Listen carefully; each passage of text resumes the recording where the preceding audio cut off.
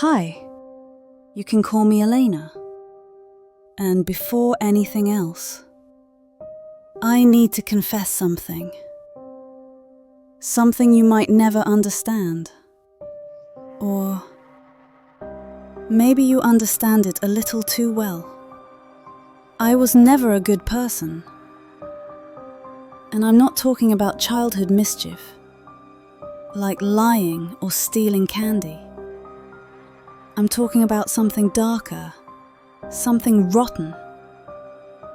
Since I was little, I felt envy, but not the kind that fades. It was alive, a creature that grew inside me day after day, and it fed on just one thing: my sister, Esther. Beautiful, sweet, radiant. She had that light that burned me. Wherever she went, she left a trail of admiration. And me? I was the trail, the shadow, the constant comparison. My parents smiled at her in ways they never smiled at me. They used to say, "Why can't you be more like Esther?" As if being me was some kind of manufacturing defect. Over time, that turned into hatred, but a quiet kind of hatred. Silent. The kind that smiles at the family dinner table and imagines in silence the other's downfall.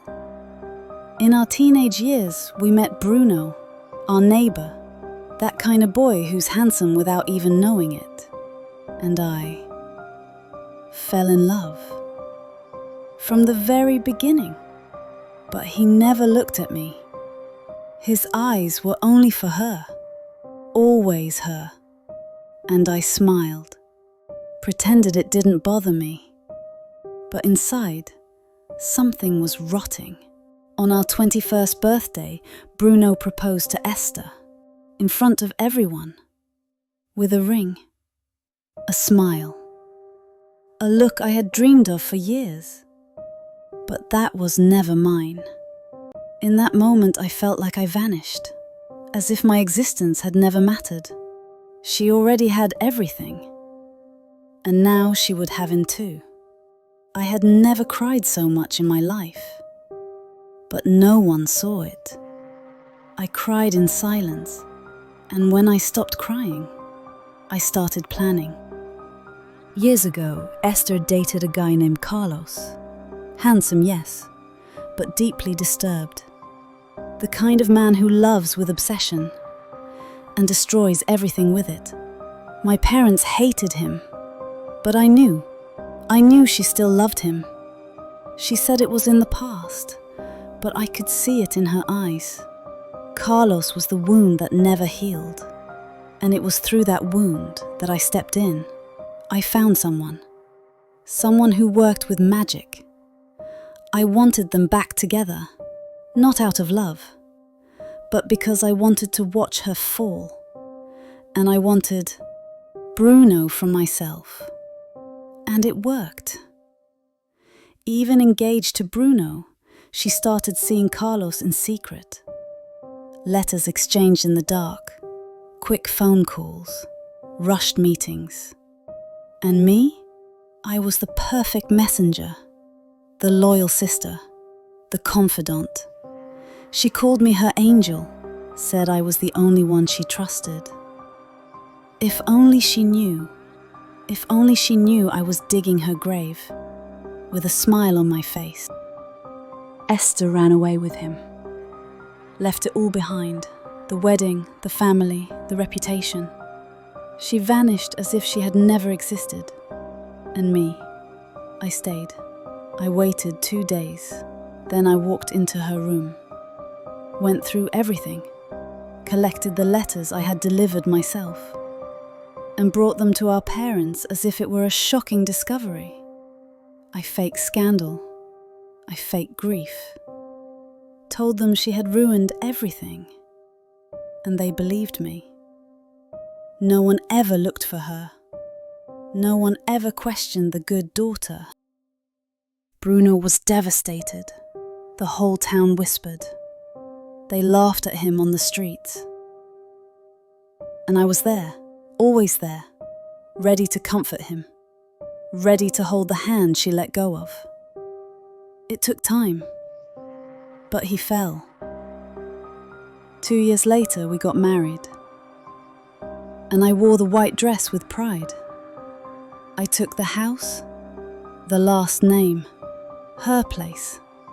I did everything exactly how she would have done it. Even got pregnant. We became a happy family. At least, on the outside. But life catches up with you, and it charges interest. Years later, she came back. Or rather, a ghost of who she used to be. Pale skin, empty eyes, too thin, hair with no shine. It was like seeing a spirit standing there, and still, she smiled at me.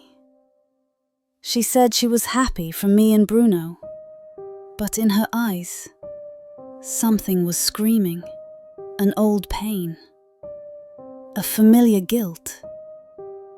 My mother wanted to take her back in, but she refused. She said she couldn't get out of it, that it felt like Carlos had an invisible thread tied around her.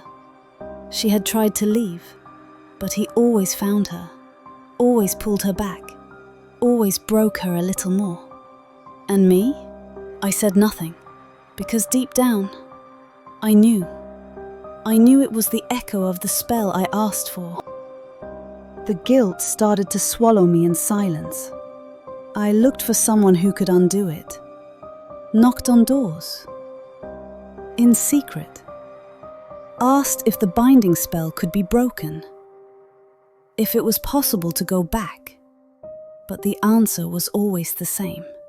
What's been done can't be undone. And I started to understand. Maybe the price wasn't paid all at once. Maybe the price was still coming. The news came on an ordinary afternoon. Carlos killed Esther. And then took his own life. My mother collapsed. Bruno was in shock. And me? I took a hot shower, put on my best dress, and made dinner. Because deep down, I already knew it would end this way. From the very beginning, it was always her or me. Today my house is beautiful. My son is a grown man. Bruno calls me my love every single morning. And no one, absolutely no one, knows what really happened. People think I'm strong, that I overcame everything with grace. They have no idea. I'm the one who pulled the strings. I'm the one who chose how the play would end. And now, the stage is mine. Sometimes I dream about her. That accusing stare.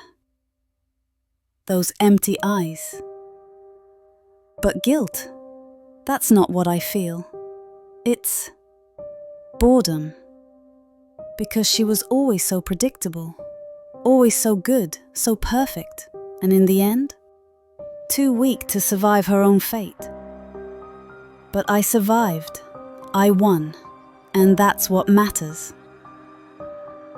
You can hate me, call me a monster, selfish, a killer. Write down whatever name you want. But there's one thing you can't deny. I did it. I got everything I wanted. And I do it again. Without thinking twice. Because the world doesn't belong to those who wait for applause. It belongs to those who have the guts to take what they want. And I took it. Her life, her love. And today, it's all mine. Do you know an Elena? Or are you one? Sometimes, She's closer than she seems.